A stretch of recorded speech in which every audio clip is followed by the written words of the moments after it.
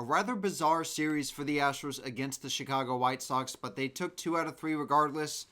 As in the process, they increased their lead to 4 games atop the Angels in the AL West. Seattle, of course, has been falling apart over the past week or so they've fallen to 3rd place. So that's a good thing to see. We also do have some concerns surrounding Isaac Paredes, who left Thursday night's game with an apparent leg injury. We're going to talk all about it.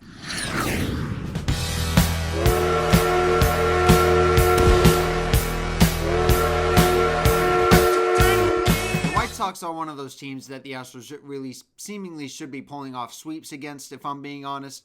But, I mean, that was just not the case, and it's kind of quite embarrassing that that the offense, of course, has to fall asleep for us to actually be standing for that to actually happen. But I guess the White Sox do still have some pretty legit players, and Luis Robert Jr. is certainly one of those players who has had good career numbers against us, and figures coming into this series that he was in a slump, but, of course, leave it to the Astros for him to break out of it, and he definitely did show out in the series opener, and was solely responsible for the White Sox win in this series, and fortunately their only win. But let's break down the series regardless. But first things first, I did mention at the beginning of this video that Isaac Paredes had left Thursday night's game with a leg injury. At first we thought it was a leg injury, but it was described as a hamstring strain, or I don't know if it was a hamstring strain or an oblique strain. As of this moment, when I'm recording this video, we don't have any official update on him. I mean, he is not going to be in the lineup for Friday night's game against the Minnesota Twins. He did come into today feeling pretty good, according to Joe Espada, and is getting an MRI today.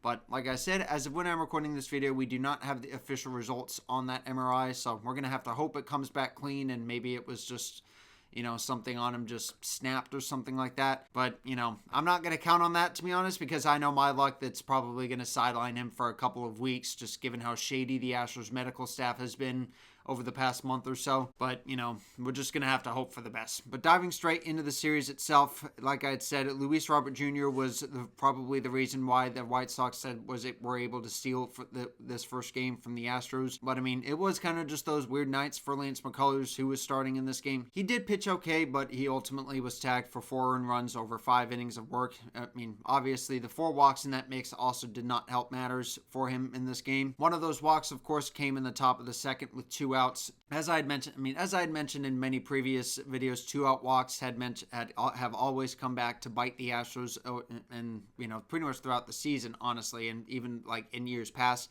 In this game was no exception. Kyle Teal would draw a 2-out walk against Lance McCullers Jr., and Luis Robert Jr. would double him home. But the top of the 3rd inning was when the White Sox were able to really build their lead. They scored twice off of Lance on a 2-run single by Edgar Quero. That was, of course, having come with the bases loaded and 2 out and only 1 out. But ultimately, that 3-0 lead was something the Astros were not able to come back from. Isaac was able to get the Astros on the board with a sac fly to make it 3-1 White Sox, but the White Sox would immediately get that one back by, guess who? Luis Robert Jr. And unfortunately, that was as close as the Astros would get. They did get in the top of the 8th. They did have a huge chance with getting 2 runners on with no outs. But a sac fly was all they had to show for it by Yanier Diaz to make it 4-2. But unfortunately, a strikeout with 2 outs in the inning was pretty vital for him. I'm kind of starting to feel bad for Christian Walker because, I mean, even though he did have a huge game in Game 2 of this series, these are opportunities that I really, really wish that he would capitalize on. And unfortunately, that was as close as the Astros would get. They got within 2 in the 8th, but ultimately that was as close as they would get, and they would lose this game 4-2. Luckily for us, we were able to bounce back triumphantly behind a solid start behind Ryan Gusto, arguably one of the best starts of his career to this point so far. As he recorded 7 strikeouts over 6 innings of work, only allowing two runs over that span. I guess maybe part of it had helped with the fact that he was given some run support early on in the game. And when I say early, I mean in the first inning, which is not something that the Astros have done. I believe they had only scored 15 runs in the first inning coming in, which to put that into perspective, they've been outscored, I think, like 15-36 or something along those lines by opponents in the first inning. So, this was a good sight for sore eyes to see the Astros scoring in the first inning. The first of those runs came by Jose Altuve with an RBI double, scoring Isaac Paredes. Christian Walker, of course, would cap that off with a 2-run blast to put us up 3-zip. And then in the third and fourth innings, the Astros would score 2 more runs apiece as Christian Walker, who had hit a home run in his last AB, would hit a 2-run double to make it 5-0 Astros. Jeremy Pena and Isaac Paredes would each chip in with RBI doubles of their own in the fourth inning to make it 7-0 Astros after 4. The White Sox, of course, would refuse to be shut out, of course. And then Mike Tuchman would get the White Sox on the board with an RBI groundout, which wasn't a huge issue at first. But what was more of an issue, I guess, was an RBI single by Miguel Vargas, I think is how you pronounce his name. I don't know. But ultimately, those 2 runs were the only runs that the White Sox would score over the course of this game. The Astros would get one of those runs back with Victor Caratini grounding into a double play. He wouldn't get credited with an RBI, but he still got credited with a run. And then Jacob Melton and Isaac Paredes once again would hit a pair of RBI singles. So Isaac, of course, did play a pretty big role in this game. He had 3 hits, including a pair of doubles and a pair of ribbies. So that was a good performance out of him. He is the one guy that has been excelling very well in the Kyle Tucker trade. And then, of course, the Astros were able to get things done in the series finale with the offense doing just enough bullpen handling business. But I will mention right off the rip here before we dive into this game that the 9th inning had me on the edge of my seat in this game because it was clear that Josh Hader was a little bit rusty considering that he was maybe this close to blowing a save.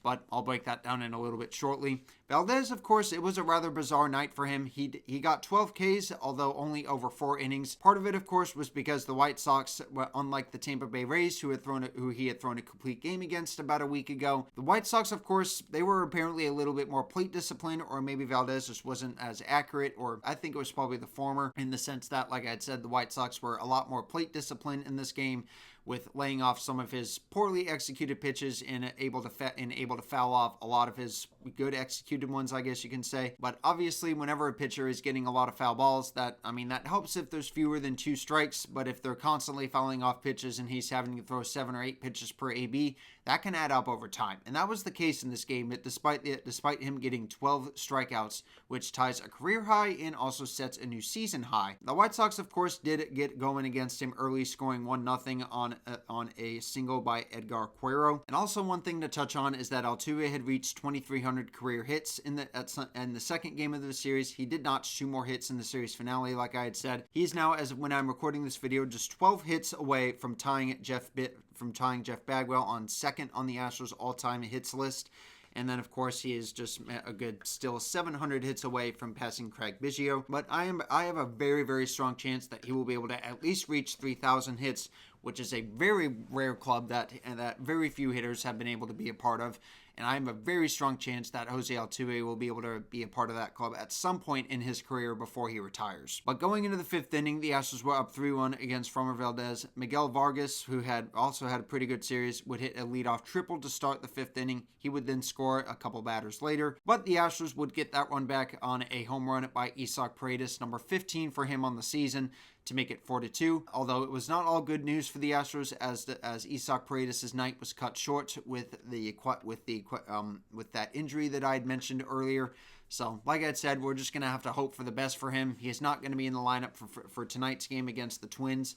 So we're just going to have to hope. Best case is that he's probably out for the rest of this series, maybe part of our next road trip in Oakland, or not Oakland, but in Sacramento. And ultimately, that home run by Isaac proved to be a huge run because Mike Tauchman in the 9th inning off of Josh Hader would hit a leadoff home run to make it a 1-run game at that point, and with 2 outs and 2 strikes in the top of the 9th, Miguel Vargas would hit a 2-out 2-strike double that was probably inches from clearing the Crawford boxes, but was just not high enough. A fan had actually reached over and tried to touch it, but ultimately fan interference was not called.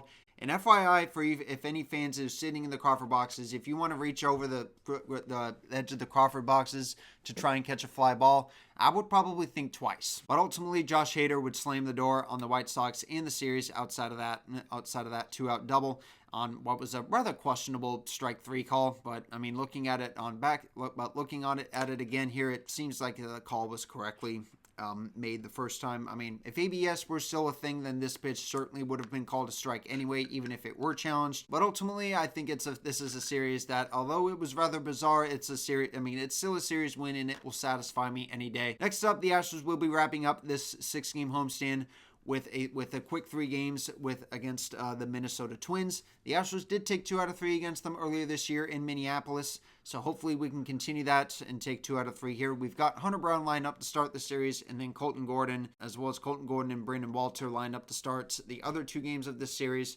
I mean, I might be mixing up the order on those pitchers, but, hopefully we can get that going. And, I think that Colton Gordon and Brandon Walter are more than likely going to be defining what's going to happen over the course of the series as to whether we win the series or if we lose it.